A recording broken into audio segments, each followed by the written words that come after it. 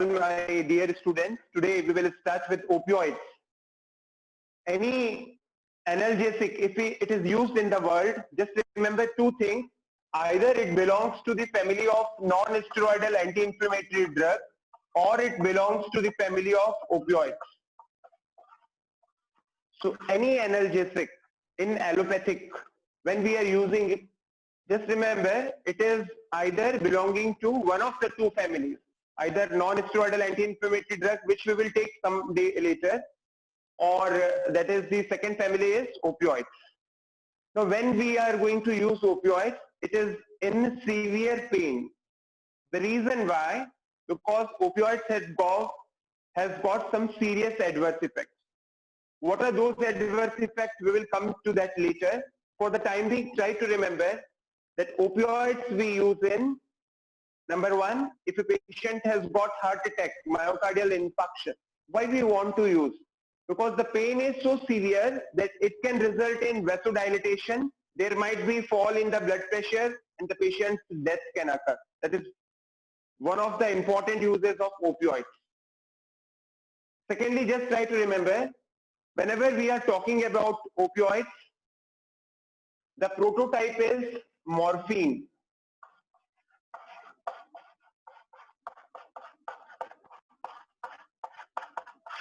What do we mean by prototype? See, whenever we are reading about the opioids, try to remember, try to learn the very basic drug. The head of the family, that is morphine. If you are knowing about morphine, all the other drugs which come in the family are more or less like morphine. So in pharmacology, do not go into the details of every drug. Try to remember the prototype or the main drug, and the main drug is morphine. So we have seen the uses of opioid. Number one is myocardial infarction. Number two, suppose a patient has got burn injury. The pain is so severe. Again, you can use opioids. Number three, if a patient has got cancer and suppose the malignancy is there, which is infiltrating in the nerve, like in a spinal cord. And if a patient has got cancer, all of us, we wish that if suppose the metastasis has occurred, whatever the remaining period of the life, you want the patient to be happy. So again, in malignancy, if the pain is disproportionate, or if you feel that there is no other way out, again we can use opioids. And number four is crush injury. Suppose a patient comes to you who has got some trauma, there is severe pain. Again, in those conditions, we can use opioids. So whenever we are using opioids, it is only in those conditions when the pain is severe, when you don't have any other alternative, because their adverse effects are much more than that of non-steroidal anti-inflammatory drugs. Otherwise, for mild pain, like headache, joint pain, we always use non-steroidal anti-inflammatory drugs. We will see the first important drug, that is morphine. Try to understand everything about the morphine, then all the other drugs, it will be automatically clear to you. Let us start with the basic drug, that is morphine. Now how the morphine is going to act? Just remember, all the opioids, they have got a common mechanism. All of them, they are going to act on mu kappa delta receptor. You can remember it like this, that one cat is there, है ना, वो meow बोलती है, mew. So just remember, opioids are acting in the brain on which receptors? Mu kappa delta. And what they are doing, if when they are acting, suppose one cell is there, then because of the opioids, the potassium goes out from the cell. So it is a hyperpolarization, or the calcium influx decreases. That means the cell positivity will not increase.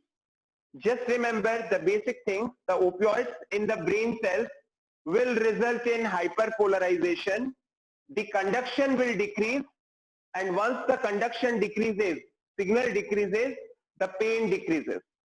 So opioids, whenever they ask you in the examination, the mechanism is they are going to act on mu, kappa and the delta receptors, resulting in hyperpolarization in brain cells, decrease in the conduction, and as a result, the pain decreases.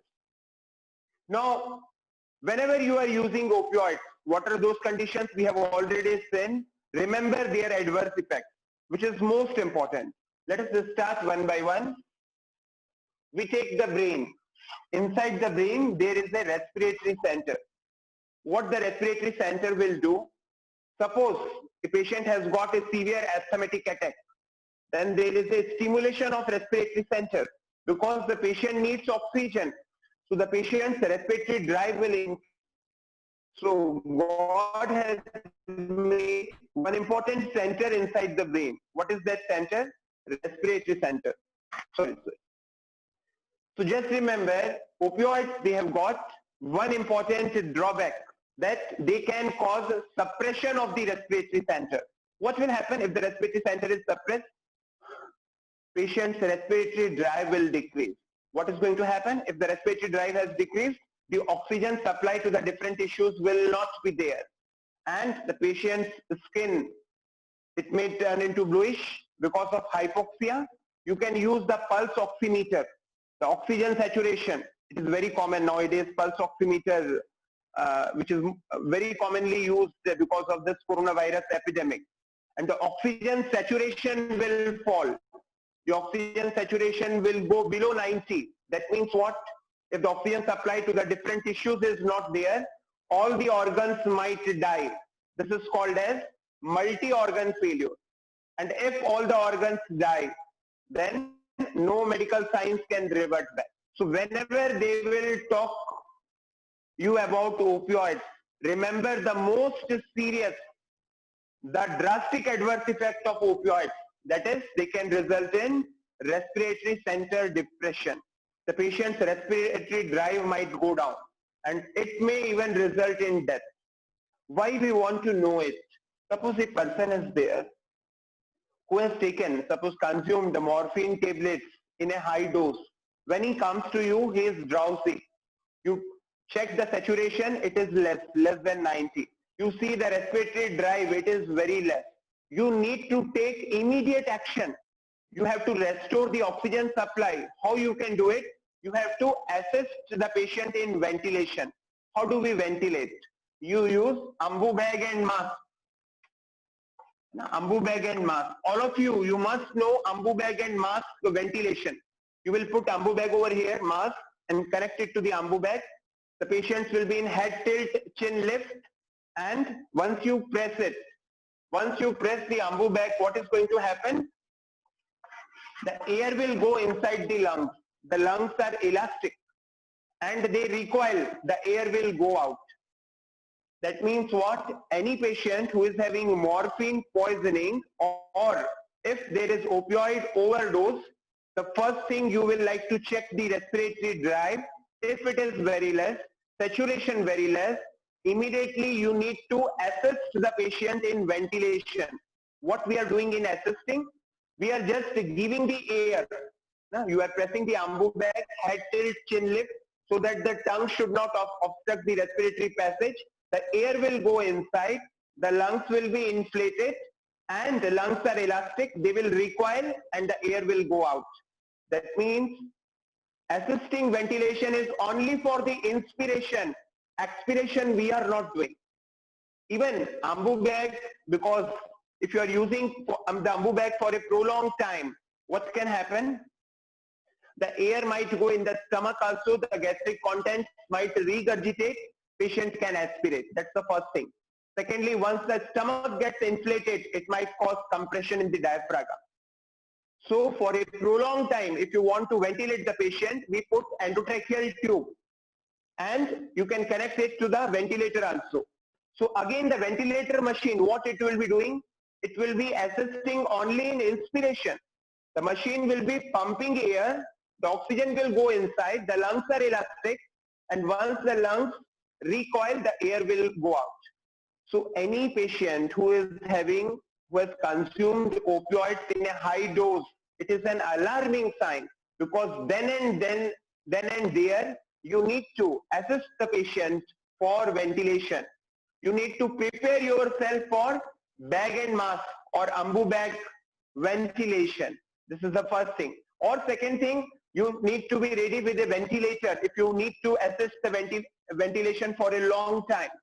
What we are aiming at, whatever the patient has consumed, that drug will be metabolized in the body. And over a period of the time, once the metabolism has occurred, then again the patient's respiratory drive will come back. You can then wean off the patient from the ventilator support. So the most important serious complication of opioids is respiratory center suppression. Any other drugs which can cause respiratory center suppression? Number one is barbiturates, and the second is the general anesthetic agents. So these are the two other group of drugs which can result in respiratory center suppression. Once you are knowing that the opioids can cause the respiratory center suppression, what thing you can derive from this one? Say for example, a patient comes to you who has got bronchial asthma. Say there is a bronchial constriction. So already less air is entering inside the alveoli. The patient respiratory center is stimulated. Patient may have a high respiratory rate. Even in a case of a pneumonia, when there will be alveoli infection, the oxygen will not be exchanged properly. So whenever there is pneumonia or lung infection, the patient's respiratory drive will increase. That is a compensatory mechanism. If for any reason, if you use opioids in those cases, it can result in respiratory center suppression, patient might die. Say if a patient has got COPD or there is emphysematous lungs. Now what do we mean by emphysema? The alveoli, they get stretched. The compliance of the lung decreases. The alveoli are not able to recoil. So whenever there is emphysema or COPD, or a patient who has got bilateral pleural effusion, or some interstitial lung cell disease, or any pathology in the lungs, like tuberculosis or bilateral pleural effusion. So in all those circumstances, you will be careful whenever you are using opioids. You will think 1,000 times before you are using opioids. The reason why? Because opioids can result in respiratory center suppression. Try to understand one important thing. A patient who has got pneumonia, both the lungs are infected. There is inflammatory mediator, inflammatory mediators are released in the alveoli. The oxygen exchange is not proper. So what the body will do? The respiratory center will be stimulated. The respiratory rate will increase more than 30, more than 40. So why the respiratory patient who comes to you with pneumonia, he is breathing very fast, or a patient who has asthma, he is breathing very fast. So this increase in respiratory drive is a compensatory mechanism.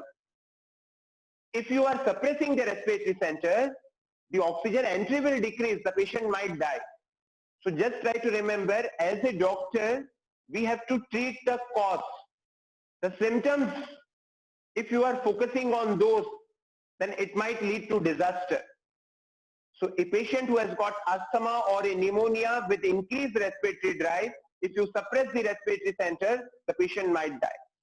So this first important adverse effect is respiratory center suppression, and if you are knowing that, you will be very much careful in using opioids in all those patients who have got respiratory problems, be it any illness. It might be interstitial lung cell fibrosis or a lung malignancy or bilateral effusion or emphysema or asthma or pneumonia, and so many of variety of the diseases. Let us just proceed further.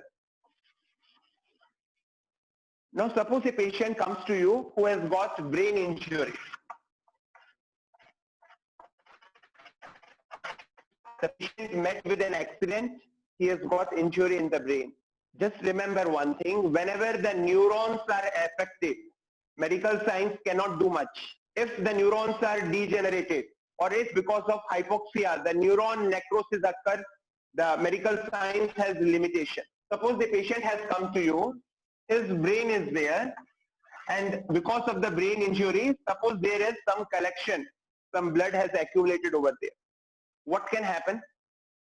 Because of cerebral edema or because of the blood collection, because the brain cannot expand, there is already increase in the intracranial pressure.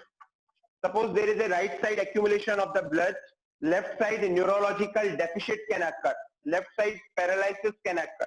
If there is a big collection, you need to decompress as soon as possible. The decompression surgery should be done within 4 hours, and it is not an easy. The reason why, because if compression is there, it might lead to permanent neurological damage. That is the reason why you need to pay urgent attention to decompress the brain, and the surgery should be taken within 4 hours or within 6 hours. Otherwise, permanent neurological loss will occur. Now, in those circumstances, suppose if you use opioids, what can happen? It might suppress the respiratory center. What is going to happen if the respiratory center is being suppressed? Just 1 second. So if the respiratory center is being suppressed, patient is taking oxygen, carbon dioxide might not go out. So carbon dioxide retention, so CO2 retention. So once the carbon dioxide is accumulated, it will result in vasodilatation. The blood vessels in the brain, they will dilate. So once the blood vessel in the brain, they dilate, already intracranial pressure is high in the brain. Because of vasodilatation, the intracranial pressure will further increase. And suppose you are there in the bus, so many obese people are sitting, more people are coming, they will cause further compression. So whenever there is a vasodilatation, it will result in further compression of the neurons, further causing hypoxia. The neurons might die and their patient may have a paralysis, or the particular area whose neurons are affected, be it a vasomotor center, occipital area, auditory area, the patient will have symptoms accordingly. So in a brain injury, knowing the particular fact that the brain cannot expand further because it has got skull covering, you never wish the intracranial pressure should rise further. And if you are using opioids, it will suppress the respiratory center. As a result, there will be carbon dioxide retention because the expiratory drive will decrease. More amount of carbon dioxide accumulation resulting in blood vessel dilatation. Which blood vessel? The cranial blood vessels. And once the blood vessels inside the brains, they die, it will further aggravate the intracranial pressure. So whenever they ask you, what for the reason opioids should not be used in a patient who has got brain injury, the first answer will be like this, that they can increase the intracranial pressure. Write every answer step by step. Do not write in a essay method. That's the first thing. Let us proceed further. So whenever a patient comes to you who has got brain injury because of a trauma or because of an accident, you want to take the patient immediately to, and first and foremost, you will like to do the CT scan if the patient has signs of brain injury. What are those? The patient can have a nausea, vomiting. This is the first thing. Vomiting can be there. Second, because of increase in intracranial pressure. There can be history of unconsciousness. The patient may have convulsions because of the injury. These are the three things which can happen. Or a patient may have a neurological deficit, and because of the injury in the brain, and suppose something is collected in the occipital area, it might give a compression in the neurons and mostly the nerves which are supplying to the eyes, and the patient's pupil might not react to the light properly. So any patient who comes to you, whenever there is a suspicion of brain injury, following things you would check. What are those? History of unconsciousness. Second, history of vomiting. Third, history of convulsions. And fourth, whether any neurological deficit or any paralysis is there or not. And the fifth important thing is immediately you check the pupil size. You can just add, if the intracranial pressure increases, the patient may have bradycardia also.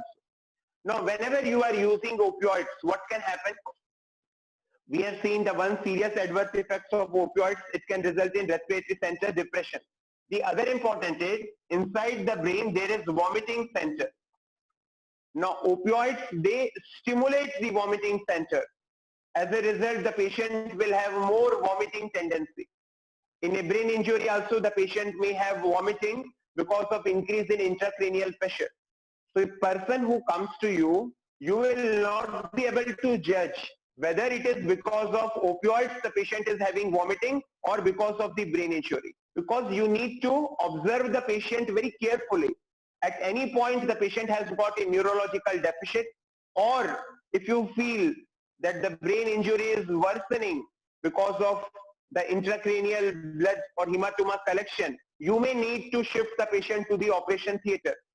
So the first thing is, when the patient develops vomiting because of opioids, just remember one thing, all the opioids, they stimulate the vomiting center. They suppress the respiratory center, but they stimulate the vomiting center. So if the vomiting center is being stimulated, the patient will have increased vomiting tendency, and you will not be able to judge, and you will be in a dilemma whether the patient is having vomiting because of increase in intracranial pressure secondary to brain injury, or because it is as you are using opioids, it is resulting in vomiting. That's the first thing.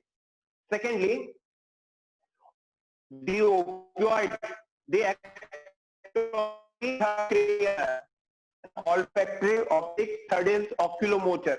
So opioids, they act on the third cranial nerve, and once they act on the third cranial nerve, the impulse is being connected, Edinger-Westphal nucleus, from there the impulses are being conducted, and opioids can cause pupillary constriction. Remember, when you are putting morphine in the eyes, it will not cause, but when you are giving systemically, either orally or injectable, then the opioids are going to act on the third cranial nerve, and it will result in bilateral pupillary constriction. So just remember one important thing, that a patient who has got brain injury may have pupillary constriction, or his pupil might not react to the light properly. So again, there will be a sort of two school of thoughts will come. Whether the pupil is not reacting to the light properly because of opioids or because of the brain injury. So you will not be able to judge correctly. This is the second thing. Thirdly, suppose if sick patient is there, you always want the patient to be conscious, because if the patient is unconscious, that means some serious thing is going inside the body. You need to be very much careful. And a patient who is having a brain injury, you never want the patient to be drowsy. Why? Because if the brain injury itself is causing drowsiness, then you need to be quick enough, because anytime the patient's death can occur. So if the drowsiness is because of brain injury or opioids, they can also cause drowsiness. So this is the third thing. And the fourth important thing is, in the brain, there is a respiratory center. So any patient who has got brain injury, sudden death can occur. Why sudden death can occur? Because any collection inside the brain, it can cause compression in the respiratory center. And the respiratory center might be depressed because of the compression or because of the injury. The hypoxia is being caused at the respiratory center. Why? Because any edema, any collection, it may cause a sort of pressure or a compression over the respiratory center. After brain injury, the respiratory center might be normal, might be depressed, or might be stimulated. But just remember one thing, a brain injury at any moment, it can result in respiratory center depression, and if the respiratory drive becomes poor, the patient might die. And what the opioids can do, they again can cause the respiratory center depression. So just remember, in the examination, when they ask you what for the reason opioids should not be used in a patient who has got brain injury, the first thing is they can depress the respiratory center. As a result, there will be carbon dioxide retention leading to blood vessel dilatation. Write everything by making aroma. And once there is a blood vessel dilatation, there will be increase in the intracranial pressure, and if the pressure increases, it might cause further damage to the neuron. Why? Because of the pressure. reason why we do not use opioids in a brain injury. The second thing is the brain injury itself.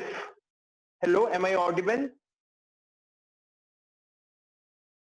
The brain injury itself can cause respiratory center depression, or the second thing is the opioids, they can cause respiratory center depression. This is the second thing. The third important thing is the opioids, they can stimulate the vomiting center, or they can cause pupillary constriction, or they can cause drowsiness. And in a brain injury also, the vomiting center is stimulated. The patient may have vomiting because of increased intracranial pressure. In the brain injury also, the pupil size might vary, and the brain injury itself can cause drowsiness. So the judgment will not be proper whether all these symptoms are because of the brain injury or it is because of the opioid. So two things we have understood until now. The most serious drawback of opioid is respiratory center depression. That is the reason why you are very much aware when you are using in a patient who is having asthma. One more thing, remember, opioids can cause the release of histamine from the mast cell. So whenever the histamine is liberated from the mast cell, what can happen? The histamine can cause vigorous itching in the body. There can be rashes. So the opioids, they can cause rashes in the body. There can be itching. So many skin lesions can occur. And opioids, because they cause histamine release from the mast cell, histamine itself can cause bronchioles constriction. How? Histamine acting on the H1 receptors in the bronchioles can result in bronchiole constriction. That is the reason why opioids should not be used in a patient who has got asthma. Why? Because of two reasons. Number one, it can suppress the respiratory centers. Number two, it can cause the histamine release. So opioids and the relation, what they can cause, number one is respiratory center suppression. Number two, opioids are contraindicated in brain injury. What are those reasons? All 4 or 5 things. Because you will not be able to judge whether the symptoms are because of the brain injury or because of the opioid. And the most important reason why the opioid should not be used in brain injury, because they can increase the intracranial pressure secondary to carbon dioxide retention, which leads in vasodilation. So two things you must be very much clear. And third thing, opioids can cause histamine release, and once the histamine is liberated, it can result in bronchospasm. It can cause skin lesions, rashes. Many times persons comes who are having addiction. They say, Doctor Sahab, पूरे body में बहुत खुजली हो रही है, itching है. So one of the reason is because of opioids. Let us proceed further. Suppose a patient comes to you, here esophagus is there, stomach, intestine, and there is intestinal perforation or appendix perforation. Now what will happen because of the perforation? All the intestinal contents will come out, like secretions, whatever the patient has taken, the food material, it might come out in the peritoneal cavity. So the patient will have severe abdominal pain. Whenever you will examine the abdomen, what you will find? There will be tenderness, there will be guarding, there will be rigidity. The whole abdomen will be like a board-like rigidity. You will feel abdomen very hard. So the diagnosis, how you are going to make, once you find these symptoms, you proceed for X-ray abdomen standing and ultrasonography. And when you confirm that there is an intestinal perforation, you make the patient nil by mouth, you insert an Ryle's tube so that all the contents or intestinal decompression can be done, and the patient is shifted to the surgery, and you put sutures over here. And post-operative, the patient, you don't give anything for around 5-6 days so that the healing occurs. The patient is on IV fluid. So a person who has got appendix perforation or intestinal perforation, when he comes to you, it will be not written on his forehead that he has developed intestinal perforation. You diagnose by abdominal examination, and then you proceed for investigation. But suppose if you use opioids, what is going to happen? Because of the use of the opioids, the tenderness, guarding and rigidity in the abdomen, it will no longer be existing. The abdomen will be very soft. means when you will use opioids in a person who has got severe abdominal pain, the abdominal signs will be masked. Patient will not have any symptoms at all. And once the patient do not have any symptoms, the patient will be sleeping comfortably in the bed. What will happen? Because of all intestinal contents, the leakage in the peritoneal cavity, the blood vessels will dilate, the patient's BP will fall, it will become a nidus for infection, it will become a focus for infection, the organisms will grow in the peritoneal cavity, the patient might go in septicemia, and the patient's death might occur. So remember, if any undiagnosed abdominal pain, do not use opioids. See, opioids, it is just a symptomatic relief. It will suppress the pain, but the cause will not be eliminated. Similarly, in a case of pancreatitis, suppose a patient has got acute severe pancreatitis, what is going to happen?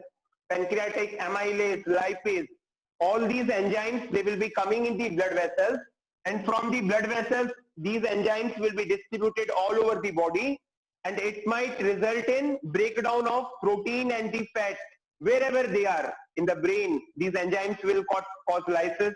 In the lungs, these enzymes may cause lysis of proteins and fat. So a multi-organ failure might result. So in acute severe pancreatitis, whatever we provide to the patient is a symptomatic treatment.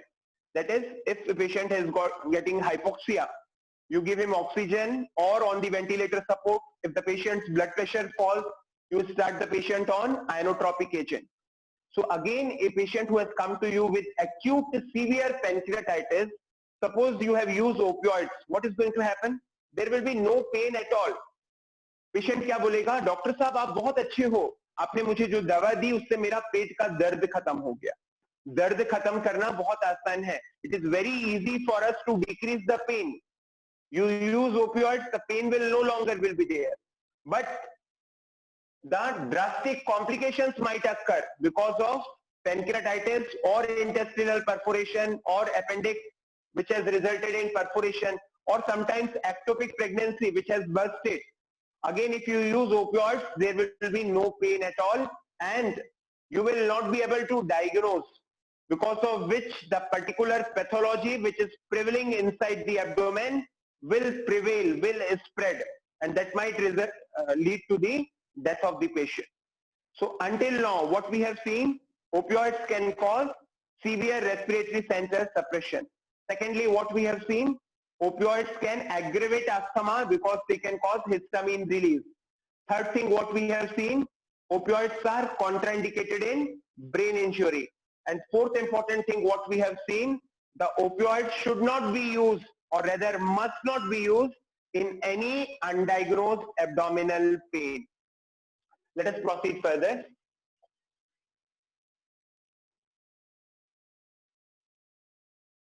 So until now, what you have seen, that in the brain, opioids can cause the respiratory center depression. Secondly, vomiting center is being stimulated. We have seen. Third thing you remember, there is another center, vasomotor center. So the opioids, they can cause the suppression of the vasomotor center. Once the vasomotor center is being suppressed, the blood pressure might fall. So opioids can cause hypotension. So what is the clinical application? Suppose a person comes to you who has got chest pain, he has got heart attack, and he has got myocardial infarction. You are using morphine 2 milligram. Under what circumstances, or in which circumstances you will not like to use opioids, or you will refrain yourself from using opioids? The first thing is, if the patient's systolic blood pressure is less than 90 millimeter.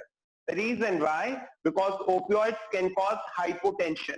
So remember, opioids can suppress the vasomotor center. So the blood pressure might fall. Next, there is a vagal center.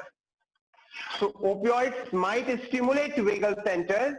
As a result, the patient's heart rate might decrease. Patient may have bradycardia. These are the things. And another center is the temperature regulating center. So what the temperature regulating center is doing, whatever the circumstances are there, the core temperature of the body will be maintained at 37.4 degrees. Body tries its level best. Whenever there is cold or whenever there is very hot, the core temperature of the body is normal because of temperature regulating center. And the opioids, because of the use of the opioids, the temperature regulating center might not work properly. The patient may have hypothermia or hyperthermia. So whenever you talk about opioids, remember these are the vital centers inside the brain, and these centers might be affected because of opioids.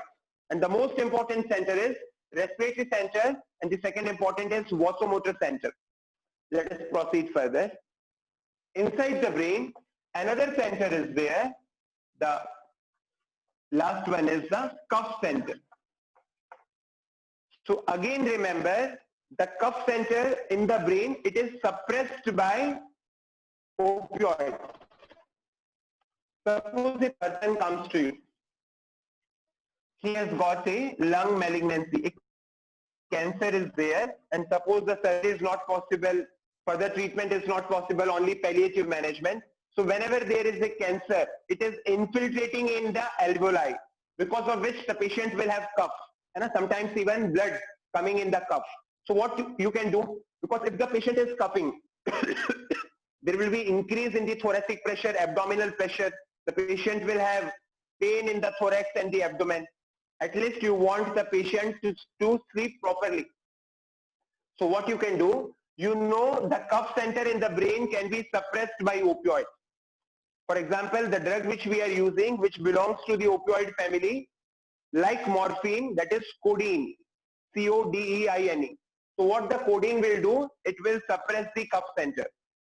So again, opioids can be used in the management of cough because they can suppress the cuff center. But remember one thing, suppose lungs are over here, and again, so much secretions are coming. It is a productive cough. So when you are suppressing the cuff center, what is going to happen?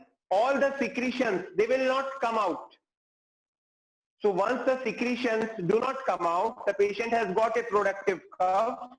The secretions will be accumulating in the lungs, and that will become a focus for infection. So remember, opioids should not be used in a patient who has got productive cough, because the cough will be suppressed, and if the cough secretions are accumulated in the lungs, that will become a focus for infection. So opioids or any drug which suppress the cough center should not be used in a patient who has got productive cough. You must remember this particular thing. Secondly, suppose a person comes to you who has got asthma. He is breathing very fast and he is coughing also. If you use opioids, what is going to happen? The cough will subside. How the cough will subside? Because the cough center will be suppressed. But what can happen? The respiratory drive might also decrease. And if the respiratory drive decreases, what can happen? The patient might die. So remember, in a patient who has got cough with increased respiratory drive, never use opioid. For example, in children, a child who has got fever since last 4 or 5 days, there is pneumonia, child is coming to you, he is breathing very fast, child is tachypneic, and the child has got cough also. So if you use opioids, no doubt the cough will subside, but the opioids can also cause respiratory center depression, and the patient and the child might die. So remember, opioids, they can suppress the cough. They can be used in the management of cough, but they should not be used in a person who has got a productive cough, and they should not be used in a person whose respiratory drive is increased, and it is because of a compensatory mechanism. If you are using in those persons whose respiratory rate is high because of certain compensatory needs of the body, and patient has got cough also, the patient might die. So until now, whatever you have learned, let us just revise. The first important thing is, in the brain, the center, respiratory center. What the opioids can do, respiratory center depression, respiratory center suppression. Secondly, there is a vomiting center. they will stimulate the vomiting center. The patient will have more vomiting. I remember when I was in the wards one day, in a cancer ward, one person was having so much of the vomiting. The oncologist, he wrote a call to the physician.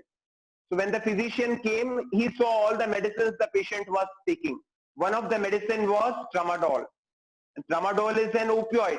So he wrote, the vomiting might be because of the use of tramadol, because opioids can exacerbate vomiting. See, if you have got a clinical knowledge, you have got a good understanding, you can become a wonderful doctor. Third, cough center. What the opioids can do, they can suppress the cough center. Number 4 is vasomotor center. What they will do, they can suppress the vasomotor center. As a result, the blood pressure might fall. Number 5 is hypothalamus. The temperature regulating center of the body might not work. And they can cause vagal center stimulation. As a result, the patient can have bradycardia. So whenever you will talk about the opioids, you will not forget to mention all those centers and what the opioid is doing over these centers. And again, the most drastic complication will be respiratory center suppression. Let us proceed further. So a patient who is taking opioids for a long time, what can happen? See, esophagus is there, stomach is over here, intestine is there. Okay? So in intestine, what they can cause, this is something called as segmentation. So opioids can cause segmentation in intestine. This is the first thing. Secondly, because of the use of the opioids, what can happen? The peristalsis will decrease. So if the food is propelling downward, we are passing a stool. The reason why? Because there is peristalsis. So when you are using opioids, the peristalsis might decrease. Thirdly, intestinal secretions will decrease. So once the intestinal secretion decreases, peristalsis decreases, there is segmentation and the valves. For example, let us draw it further. Esophagus, stomach, intestine, large intestine. Now what the opioids can do, ileocecal valve, the tone might be increased because of the use of the opioids. The muscle tone might increase. The opioids, they can cause in the increase in the tone of esophageal valve, esophageal sphincter or the ileocecal sphincter. So remember what the opioids are doing. Number 1, the peristalsis is decreasing. Secondly, intestinal secretion are decreasing. If the intestinal secretions are decreased, what is going to happen? The stool will not be soft and it will be difficult for the patient to pass that stool. The more soft the stool is because of secretions, because of the water, it is easier for the patient to pass that stool. Thirdly, the opioids are resulting in formation of segmentation in the intestine like this. And fourth, the opioids will increase the tone of the sphincter. So because of all these reasons, what the opioids will cause, they can result in constipation. So a person who is taking opioids for a long time, patient may have constipation. This is another important drawback of the opioids. Last, any other group of drugs which you know which can cause constipation? All of you? It might be because of the use of anticholinergic drugs. So the anticholinergic drugs, they also can cause and they also can result in constipation. And similarly to that of opioids. Let us see one more thing. Here is there and heart is over here. We will see this particular topic of congestive cardiac failure some other day. But just remember, if for some reason the left ventricle is not able to pump the blood will accumulate in the left auricle because of increase in the hydrostatic pressure.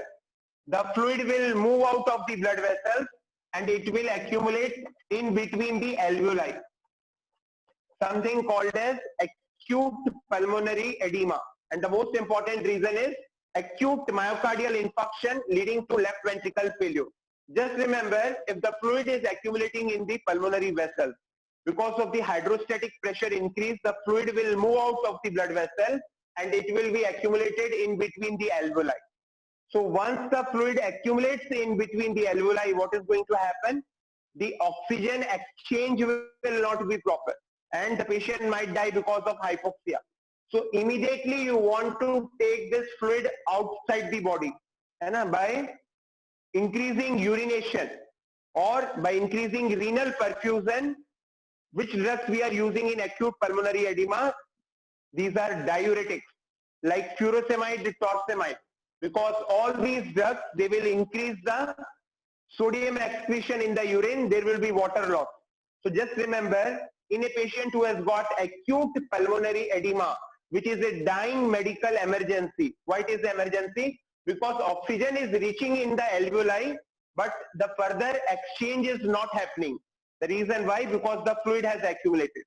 So in a patient who has got an acute pulmonary edema, the drug of choice is diuretics like furosemide and torsemide. We will see the topic diuretics some other day. But for the time being, try to remember, the opioids also can be used in acute pulmonary edema. The reason why, whenever you are using in opioids in acute pulmonary edema, it will cause blood vessel dilatation in the lungs. So whenever you use opioids, it will cause vasodilatation in the blood vessel. Sorry, it will cause vasodilatation in the lungs. And it will also cause vasodilatation in the systemic blood vessels. For example, arteries are there. Here also the blood vessels will be dilated. So just remember, in a patient who has got acute pulmonary edema, if you use opioids, the blood vessel in the lungs will dilate. Not only that, the blood vessels in the systemic circulation, the arteries, arterioles, veins, they also will dilate. But the systemic blood vessels dilate more than that in the pulmonary vessel. So what is going to happen? If this blood vessel has dilated, the systemic blood vessel also has dilated, but it has dilated much more than the blood vessels in the which are there in the lungs. So what is going to happen? The fluid will shift because this dilatation is more than the pulmonary vessels dilatation. So the fluid will shift from the lungs to the systemic circulation and the pulmonary edema will decrease. So a very common question in the examination, they ask you, why do we use opioids in pulmonary edema? The answer is, opioids cause a dilatation of the pulmonary vessels as well as systemic blood vessels, but the systemic blood vessels are dilated to a higher level than compared to the pulmonary vessels. As a result, the fluid is shifted from the lungs to the systemic circulation and the pulmonary edema decreases. And they again ask you, what is the drug of choice for acute pulmonary edema? These are diuretics. They cause increased urine formation. More amount of urine is being eliminated outside the body from the kidneys. As a result, the edema in the lungs decreases. So the drug of choice is furosemide, but again opioids are helpful in the management of acute pulmonary edema. But what they can cause, what is the risk, all of you? Because they can suppress the respiratory center, and already in acute pulmonary edema, the respiratory drive is more. So that is the risk which is existing with the opioid. With this particular thing, one more point about the opioids is, the opioids you will not like to use, in a patient who is having pregnancy. The reason why? Because the opioids from the mother, from the placental barrier, it might cross, it might enter into the fetal circulation, and when the child is born, child has to breathe. So the respiratory center of the child might get suppressed when the child is being born. That is the reason why in a pregnant woman, we refrain ourselves from using opioids, because it can cause respiratory center suppression when the child is being delivered. So these are all the points about the opioids which you must remember right from the brain. What are the various actions of the opioids and what are the various contraindications? One important thing we will try to understand.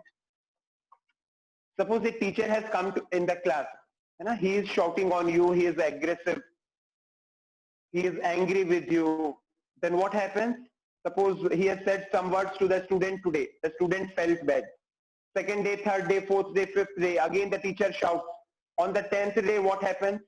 You have adapted yourself to listen whatever he is saying. And now it does not matter to you much. So one thing is there, gradually in our body, the tolerance builds up. Suppose a person is there who is taking opioids, for example, morphine. He takes morphine daily, he is addicted. Why there is addiction? Because some sort of pleasure it gives, the opioids. So once the person is being addicted to the opioid, suppose he is taking 5 milligram daily. Now that in this particular dose on the 10th day, the pleasure he will not get. So he requires more and more amount of drug. So any person who is addicted to the opioid, whenever he takes opioid for a long time, gradually the requirement of the opioid decreases. Why we must understand this particular thing? For example, a person is there who is taking opioid for the first time. Suppose he has taken morphine 30 milligram and he has got respiratory center suppression. The reason why? Because opioids can cause respiratory center suppression and the patient might die. But a person who is addicted to opioids like morphine for a longer time, he is consuming daily that particular amount of the drug. So there is tolerance in the receptor. So what happens? This particular patient who is being addicted to opioids for a longer time might not die even if he takes 100 milligrams. Suppose you are having two persons. One person who takes 30 milligram, the death occurs. Other person who is taking even 100 milligram, the death is not occurring. The reason why? Because the respiratory center receptors are not tolerant to opioids, because the person has developed tolerance. The reason why? Because he is addicted to opioids for a longer time. So remember, the lethal dose of opioids in a person who is addicted to opioids will be much higher than a normal individual. Second important thing. So the tolerance develops in the respiratory center. But a person who is having constipation to the opioids, as we have seen, the opioids cause constipation. The reason already we have seen. So if a person is developing constipation to the opioids, remember, the tolerance does not develop. So to the constipating action of the opioids, the tolerance is not developing. That means what? If a person is taking opioids for 2 months, 3 months, 4 months, he will have constipation all the time. It is not that if he takes the opioid for the 4 months, then in the fourth month he will not have constipation. So tolerance do not develop to the constipating action of opioids. Third thing, opioids cause pupillary constriction, both the pupil constriction. How they cause pupillary constriction? By acting on the third cranial nerve. And it stimulates the third cranial nerve, because of which Edinger vessel nucleus, and it is stimulated, and finally there is bilateral pupillary constriction. The reason why? Because there is the release of acetylcholine, and that results in pupillary constriction. So if the pupillary constriction means meiosis, M-I-O-S-I-S. So remember, tolerance does not develop to this particular action. ना कई बार ऐसा कहा जाता है, some girl is there, suppose she is getting married. अब वो एक परिवार में जाती है ना, तो वो पूछती है उनसे कि आप लोग कुछ अल्कोहल तो नहीं लेते? तो लड़के वाले क्या बोलते हैं? They don't take alcohol, they don't take opioid. तो लड़की को सलाह दी जाती है, what we advise, कि लड़के की आंखों में देखना, look into the eyes of the boy. If the pupils are constricted, that means the person is addicted to opioid. Do not remember this particular story, but remember, the tolerance does not develop to the pupillary constricting action of the opioid. Any other thing which can cause pupillary constriction? For example, any acetylcholine or any drug which increases acetylcholine, like neostigmine, physostigmine. So what these drugs can cause? It can cause pupillary constriction. In organophosphorus poisoning, again what happens? There is too much of acetylcholine release. So again it can cause pupillary constriction, meiosis. So pupillary constriction is not always because of opioid addiction or opioid poisoning. It might be because of increase of acetylcholine or because of anticholinesterase drug which increases acetylcholine, or it might be because of bilateral pontine hemorrhage. Whenever a person comes to you with pupillary constriction, these are the differential diagnosis which must be in your mind. Last, the opioids, they again can cause cuff center suppression. So the tolerance does not belong to this particular action. Means if you use opioid for a longer time, they will suppress the cuff center. So in the examination, they ask you what are the various actions of the opioids for which the tolerance develops, and again they ask you what are the various actions for which the tolerance does not develop. Let us proceed further. Am I audible to you clearly?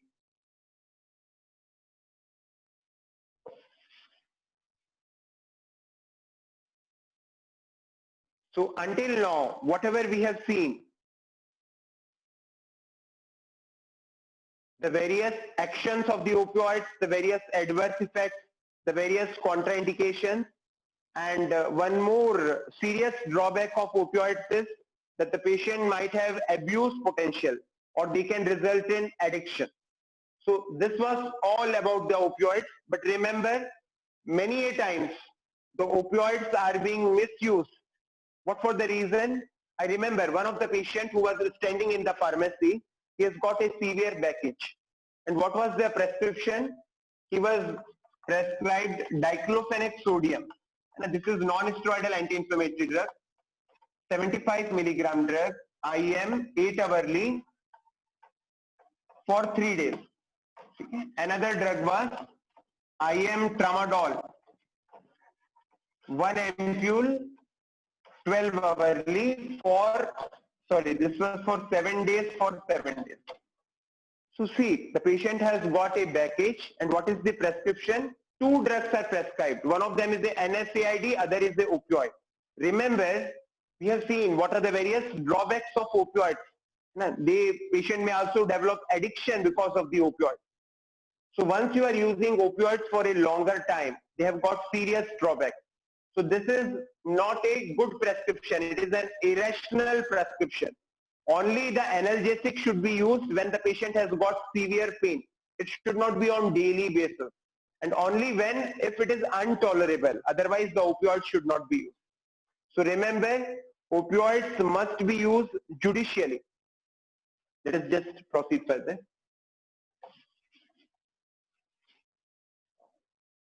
See what actually happens. Suppose a person is taking morphine daily. 10 milligram he is taking daily morphine. Now what happens? Over a period of the time, the patient develops addiction to morphine. And once he develops addiction to the morphine, when he does not get morphine and he stops the morphine after 1 month or 2 months, then he develops certain manifestations. What are those manifestations? Number 1 is sympathetic. The patient may have tachycardia, may have hypertension, may have some parasympathetic manifestation. What are those? Patient may have diarrhea, lacrimation, and there can be so much of the secretions, and there can be even tremors. This is a sympathetic manifestation. So remember, a person who is addicted to opioid, on very day when he does not get the opioid, the patient develops certain symptoms. These might be sympathetic or parasympathetic or both. The patient may have nervousness, palpitation, tremor, insomnia. The patient might be aggressive. Patient may have diarrhea, or there can be hypertension also. So what we have to do during those circumstances, you need to give another drug. The drug is any opioid or the drug which we use commonly is methadone, methadone. The reason why methadone binds firmly to the tissues, and it is easier for a person to de-addict himself from methadone intake rather than morphine intake. So this is the reason why methadone is a drug which is again belonging to the family of opioids, which is very commonly used in opioid de-addiction. So let us just revise within 2-3 minutes.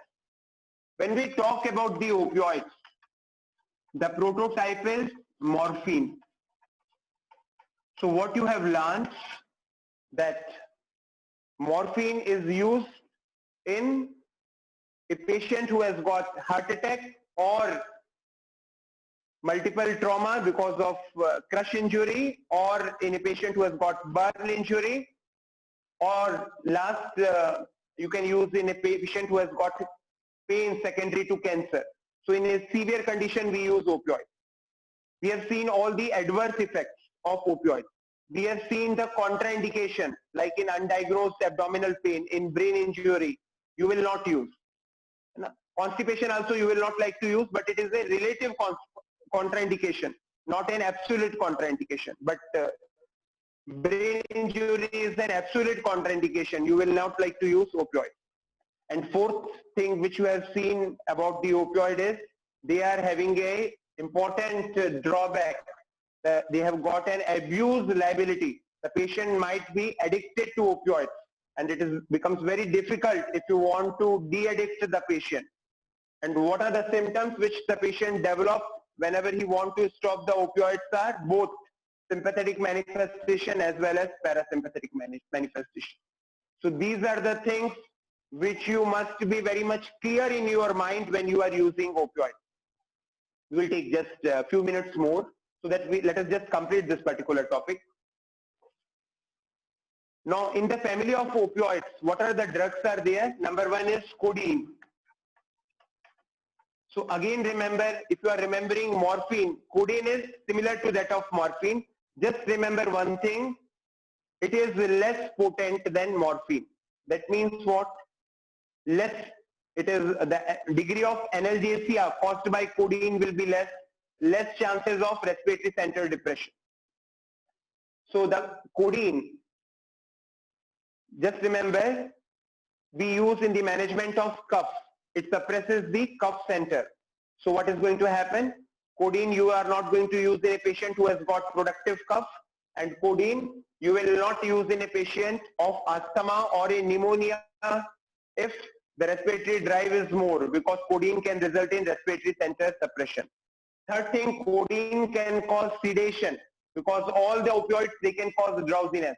So in a patient who is going to drive the vehicle, if a person has got cough, you will not like to use codeine.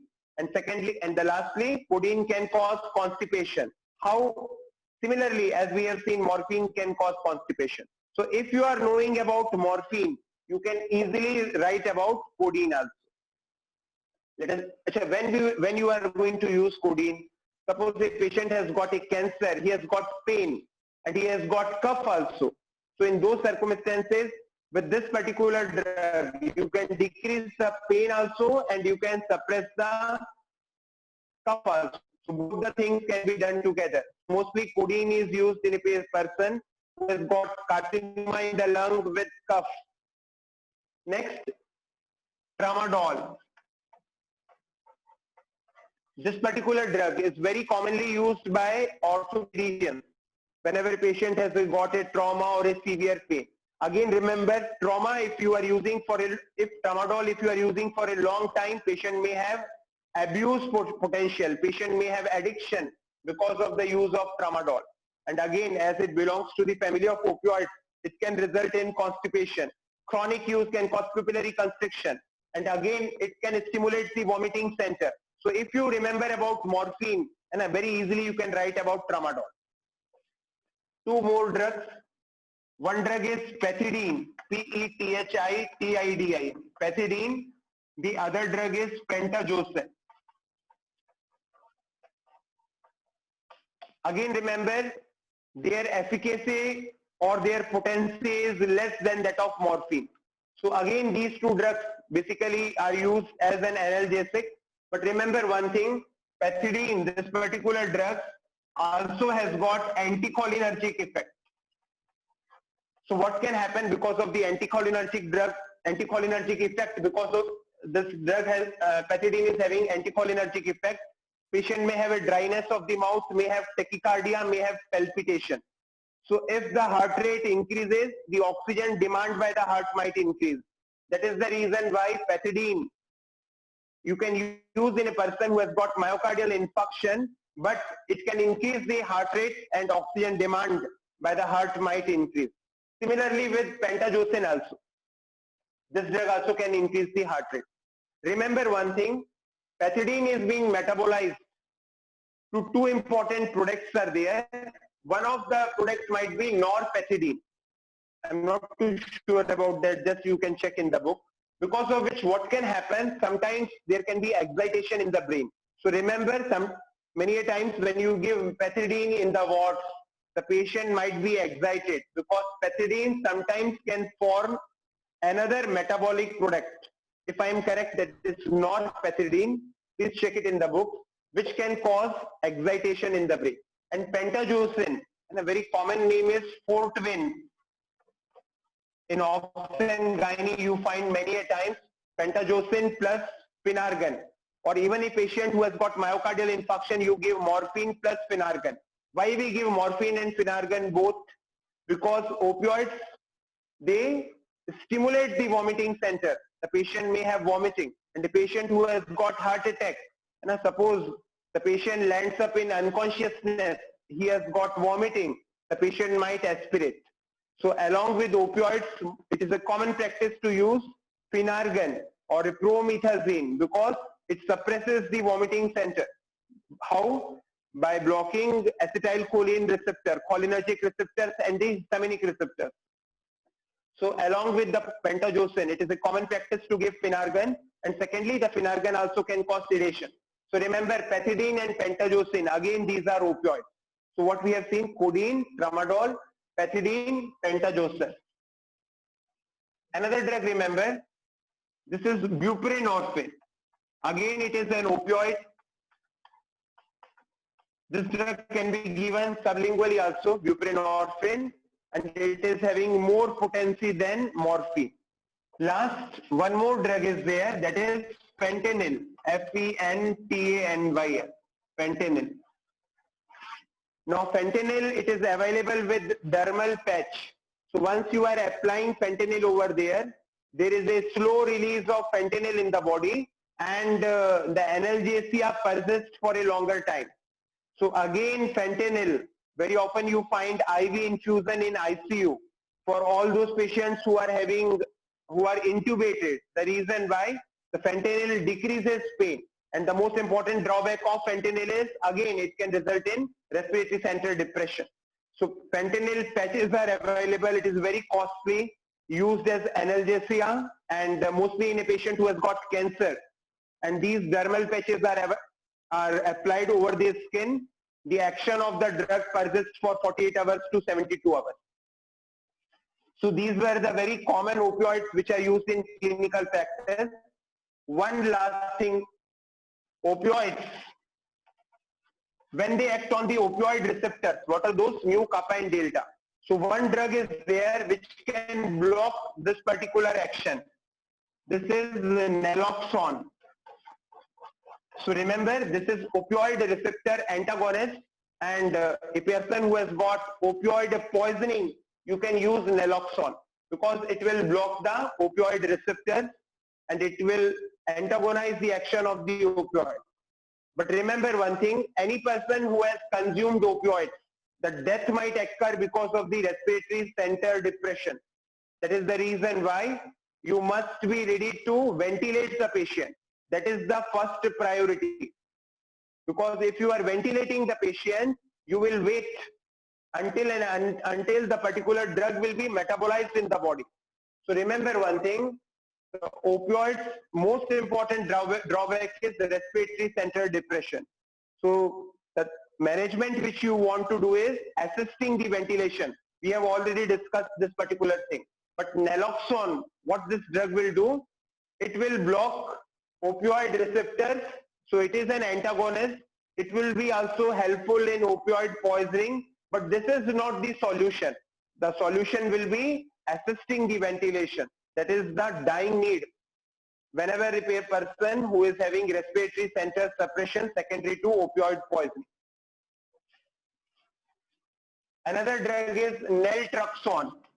Naltrexone. Again, it is a opioid receptor antagonist.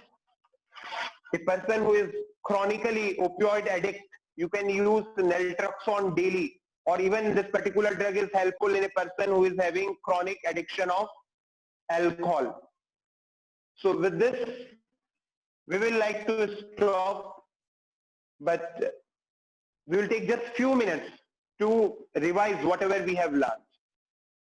Remember one thing, the opioids, they are used in severe pain. They should not be used on daily basis. They have got serious drawbacks. They have got serious adverse effects. So these drugs should be used only when there is necessity or when you don't have any other choice. This is the first thing. What is their mechanism? They act on the mu kappa delta receptor. And whenever we talk about the opioids, the prototype of the drug is morphine. And whenever you will write about the adverse effect of the opioids, remember, they can cause respiratory center suppression, they can cause constipation, they have abuse potential or addiction potential, they can cause hypotension because of vasomotor center suppression, they can aggravate asthma because of histamine release from the mast cell, they can cause itching because of the histamine release.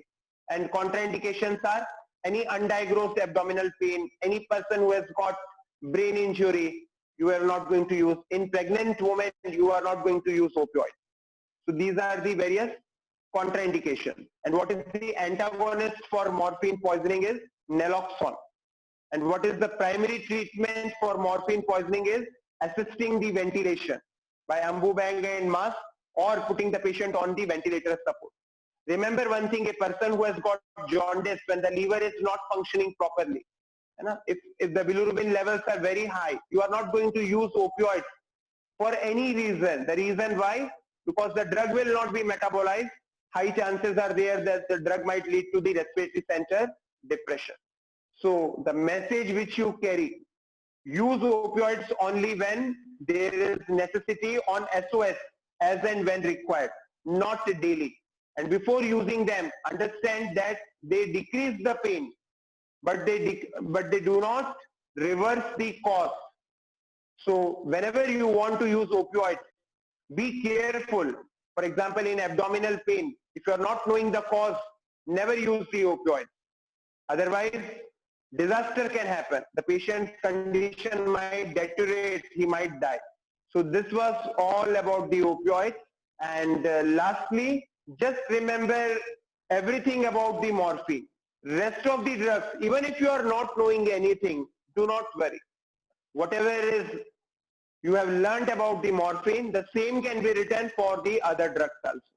So this was all about opioids. We would like to stop over here. Any question, any query if you are having, you are most welcome to ask.